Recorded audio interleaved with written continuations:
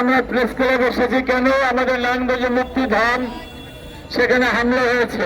শুধু একটা না, বাংলাদেশের শত শত হাজার হাজার দরবারে মাজারে অলিয়াউলের মাজারে আক্রমণ করেছে। আমার বড় কষ্ট হয়, আমার বড় দুঃখ হয়। আজকে আমরা প্রেস ক্লাবে দাঁড়িয়েছি কি দাবি নিয়ে? আমাদের গান বন্ধ করে দেওয়া হচ্ছে। এক মিনিট, এটা কোথায়? আমরা বাংলাদেশে বলতেছি। কেন বলতেছি? গান গাইতে পারতেছি না। আচ্ছা কি এখানে আজকে বাংলাদেশের স্বাধীন দেশে আমি আমার কর্ম করে খাবে, আমার কর্ম বন্ধ করে দিচ্ছে তারা কারা? আমি আমার স্বাধীন দেশে আজকে দাঁড়াইছি কি দাবি নিয়ে? আমাদের খাবার তো নেই কেনা, আমাদের সুবিধা সামনে নেই কেনা, আমাদের টাকা তো নেই কেনা। আমি আমার কর্ম করে খাবো, সেই কর্মের মধ্যে তাদের হয়ে দাঁড়ায় এই শয়তান কারা, এই এজিদের বংশধর কারা? আশ্চর্য বিষয়, আমরা যেখানে দাঁড়িয়েছি আমরা শিল্পীরা একটু ধৈর্যশীল, আমরা একটু সরল প্রকৃতির, যার জন্য আমরা ইচ্ছা করলেই যে কোনো জায়গার মধ্যে কোনো দাবি নিয়ে আমরা দাঁড়াইতে পারি না।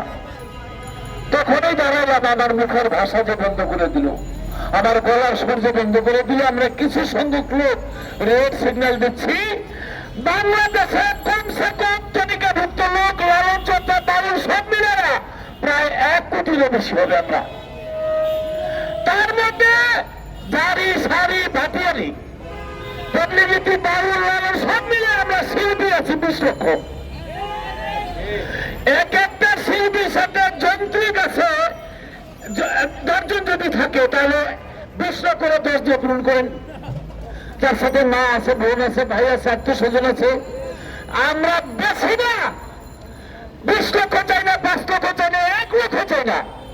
খালি 10,000 লোক অথবা 20,000 লোক, হাতে একটা একতারা, হাতে একটা বাঁশি, হাতে একটা দুতারা, কাঁধে একটা ঢোল, সাথে একটা হারমোনিয়াম নিয়ে যদি রাজপথে দাঁড়াই, ডক্টর ইউনুসেফ জানি না আমার এই কথা আপনি গর্ব করে যাবে কিনা। ইউরোপ আমেরিকা সমগ্র বিশ্ববাসী আপনাকে জানতে চাইবে আপনার কাছে যে বাংলাদেশে এমন কি হইল, সুশীল সমাজের লোক বাউল শিল্পীরা ওরা পর্যন্ত রাস্তায় নামলো, তুমি বাংলাদেশটা কোন জায়গার মধ্যে নিয়ে ফেসেছিলাম। আমি জানি ডক্টর ইউনুস সাহেব, আমি আপনার সাথে বসিনি, একটা চা খাইনি, কোনোদিন আপনার কাছে যাইনি আপনাকে, তবে এইটুক জানি আপনাকে গান শোনার মতো লোক, আপনার সঙ্গীত প্রেমিক লোক, সাংস্কৃতিক প্রেমিক লোক। বর্তমানে যত জন উপদেষ্টা আছে সবাই সঙ্গীত প্রেমী লোক, তাহলে সেই সঙ্গীত আজকে বন্ধ হয়ে দ্বার পর্যন্ত কেন?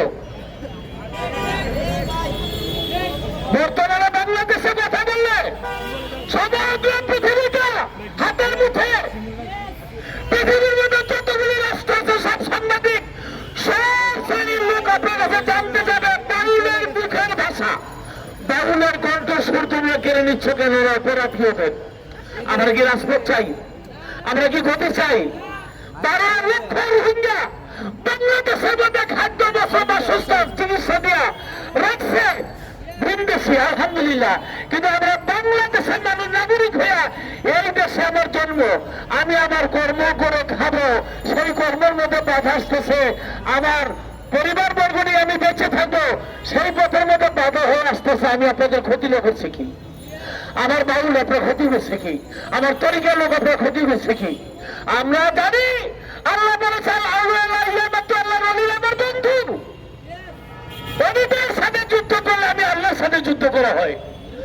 তা আমি জানি না পৃথিবীরাজ, তার মা বলছিল পৃথিবীরাজ তুই এত বড় রাজা, তোর সাথে যুদ্ধ করে পারবে, সেই রাজা বর্তমানে পৃথিবীতে নাই। তবে হ্যাঁ, মুসলমান একজন ফকির আসবে, তার সাথে বেয়াদবি বলে তো রাজ্য থাকবে না। সেই ফকির ছিল আমার হযরত খাজা মঈনুদ্দিন চিশতি রাহমাতুল্লাহ আলাইহি।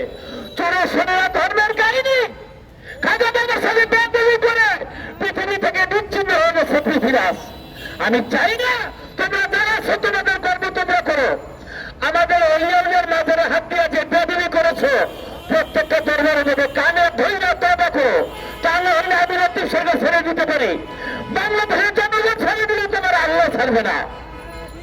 আর আমি বলি আমাদের পীর যখন দেয়ালে থেকে যাবে, বাংলাদেশের হাজার হাজার লক্ষ লক্ষ পাগল ফকির তারা কি চায়? একটা পাগল কি চায়? ওর গায়ের মধ্যে একটা জামা, পরনের মধ্যে ছিঁড়া ভরা একটা জামা, দেখেন আপনি খুঁজে কারোর সাথে একটা কম্বল আছে, কারোর সাথে একটা কম্বল নাই।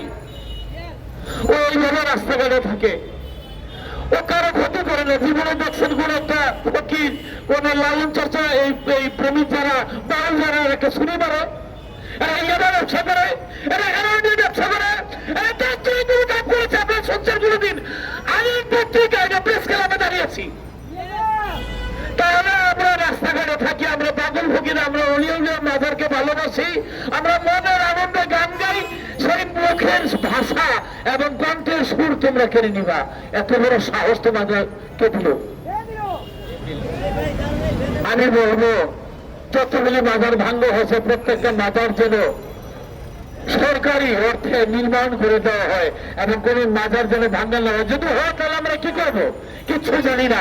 আমার তরিকার ভাই, বাউল ভাই, আমি না থাকলে ধনী থাকবে না, আমি না থাকলে আমার বাসিয়ালা থাকবে না, একটা শিল্পী না থাকলে যন্ত্রীও থাকবে না। আমরা শিল্পী যন্ত্রী যারা আছি, আমাদের সবচেয়ে বড় অস্ত্র হইল হাতের একতারা, হাইরে আবার একতারা। এই একতারা সুর আমার সবচেয়ে বড় যন্ত্র হলো হাতের বাঁশি, আমার সবচেয়ে বড় যন্ত্র হলো আমার ঢোল হারমোনিয়াম, আমার গলার সুর। আমরা যদি রাস্তার মধ্যে বেরিয়ে আসি, ডক্টর ইউনূস সাহেব আপনাকে আমি স্যালুট জানাই, শ্রদ্ধা জানাই। আপনি বিশ্বের মধ্যে এমন কিছু করবেন না যে বিশ্বের লোক আপনার কাছে জানতে যাবে ডক্টর ইউনূস তোমার দেশের মধ্যে এই কোন অবস্থা হইলো, এখন সাধারণ মানুষ কর্ম করে খাবে, সেখানে বাধা কেন?